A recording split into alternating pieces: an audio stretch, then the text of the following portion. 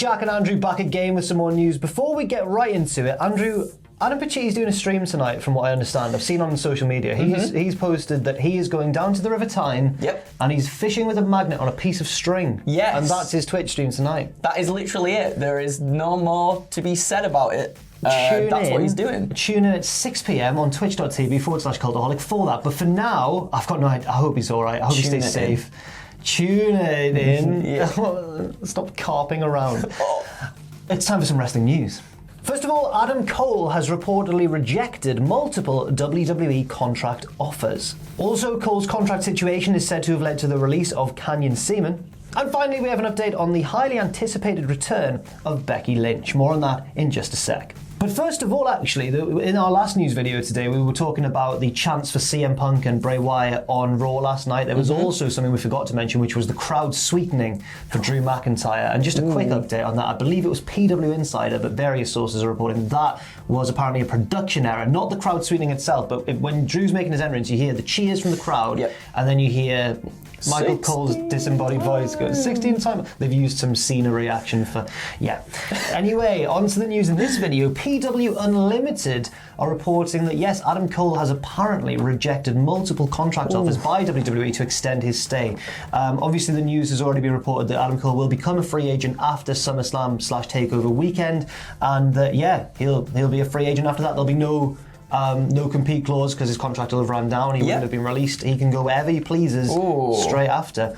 Now, according to PW Unlimited, they've said that they've been told over the last week Adam Cole has actually turned down multiple contract offers by WWE. They were not given any further details on what these offers may have entailed, but this is not good, they say, for WWE, that Cole is not liking the offers they're putting in front of him. Yeah, I'd agree. It's not looking great for them, to be honest. It's not, is it? Especially, again, as we said multiple times, after everything that's sort of happened these last few weeks and months, but even just over this year, it's not looking good for them, is it? It's not, and I think that I'm a little bit surprised, although I imagine that contracts are handled differently by different people in NXT versus the main roster, because I wouldn't imagine, and I'm a huge fan of Adam Cole, I'm not saying this in a bad way, but I can't imagine the main roster would value him as much. We know that he doesn't fit the mold of what Vince McMahon sees in a superstar, whereas NXT clearly do, because they're offering him these multiple contracts. But it seems as though Cole, he's pretty keen on well, we don't know what he's going to do next, but on certainly looking at options elsewhere, which is sad news certainly for NXT. Yes. I'll be sad not to see him in NXT anymore, but exciting news for fans of potentially AEW, Ring of Honor, places that he's got history before. No history in AEW, but there's a lot of people there who he's got previous storylines with. So it'll be very interesting to see indeed. And I'm just wondering how much Kyle O'Reilly's going to batter him before he leaves. Oh, that's what I'm thinking as well. I mean, if Cole is to leave, then that's usually what happens, isn't it? The person leaving usually loses. Does the honours. And then, and that's it. But other than sort of, I don't know, Samoa Joe on NXT after the Kyle O'Reilly stuff, I don't really see who else he has to go with. So.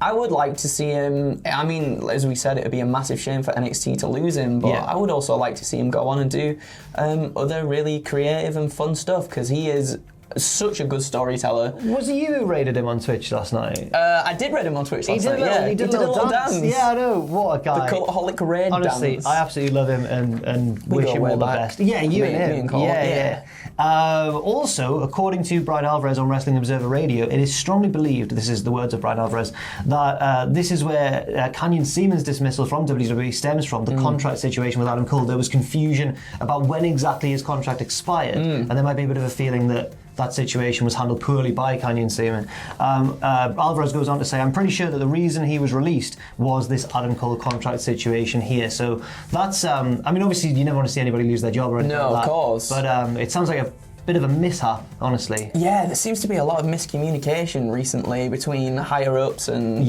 all these sort of things going on. But I mean, if you can't keep one of your biggest stars and please them, then it's not a great look. It's not, is it? No, and you're right. It does follow a certain theme recently of certainly a disconnect between. Well, I see it sometimes as a disconnect between the main roster and NXT. Yeah. And I just imagine that at the minute, Triple H is just doing his head in. He's just like, what is going on? Yeah. Steam coming out of his nose. Dr. Britt Baker, DMD, has also chimed in with, well, she was asked about her thoughts on the Adam Cole situation by the Daily Star, a newspaper over here in the UK. And she responded very diplomatically, actually, which is fair enough. She is, of course, the real-life partner of Adam Cole. And she said, he has such a history in AEW that if he came here, the storylines are endless. But he's happy where he is. So if he were to jump ship and come my way, that'd be awesome. But if he stays in WWE forever, then I'd be happy too, as I just want him to be happy. Very good answer from Dr. Britt Baker. It is, definitely. And I mean, you know, I guess everybody wants that for the partner, don't they? They want them just to be happy. And yeah, as she said, many storylines in AEW, a lot of history with a lot of people there. Yeah, he was kicked out of the Bullet Club. He was. Ooh. Vengeance. Oh. Vengeance. Can you imagine? But imagine, right? If when Hangman beats Omega, because I mean that's going to happen. Please. So when that happens, and then like the rest of the elite, the Good Brothers and the Young Bucks, are like, get your sin out of here, get out of here, and then Adam Cole comes in. You think Kenny will get kicked out of the elite? Yeah, go on, do it. Get on the phone to Tony right now, you naughty man. But no, yeah, like this is really nice, and like you said, a very diplomatic answer from Britt Baker. Just very good of her not to just stir the pot. She was, of course, in attendance for one of his War Games matches. Yeah, and she had that shocked reaction when he took the huge spot off the top. Yeah, very cool to see. Not cool that he was fine in the reaction. Also, changing tack slightly to Becky Lynch, one of the most hotly anticipated returns that WWE currently have in the works, because of course there have been "We Want Becky" chants whenever Seth Rollins has hit the ring recently on SmackDown.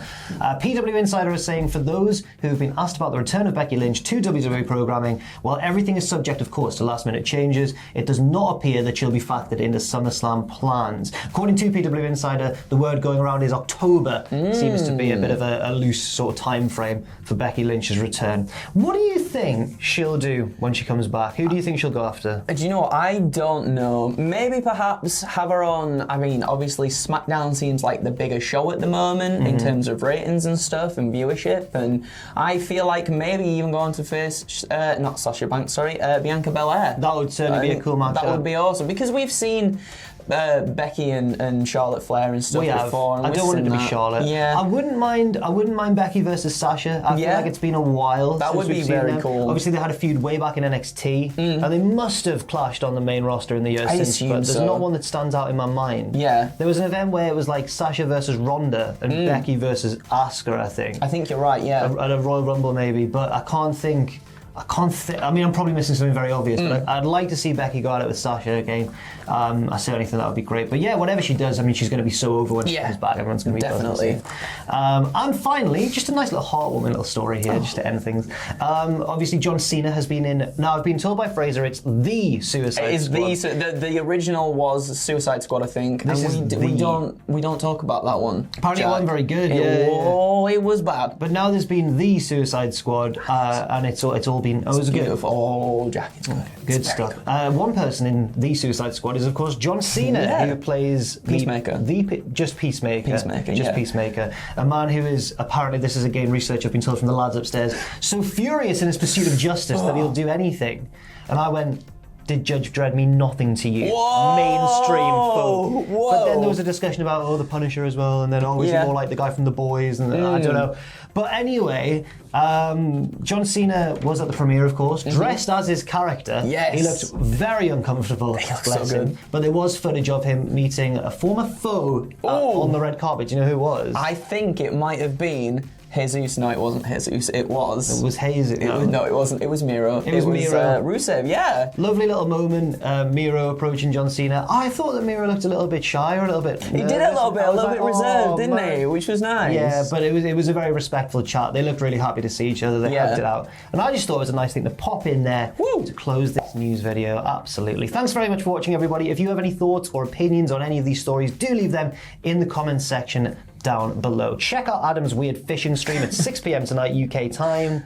I said Tyne. He'll be fishing in the River Tyne at 6 p.m. UK time, and we'll see you very soon.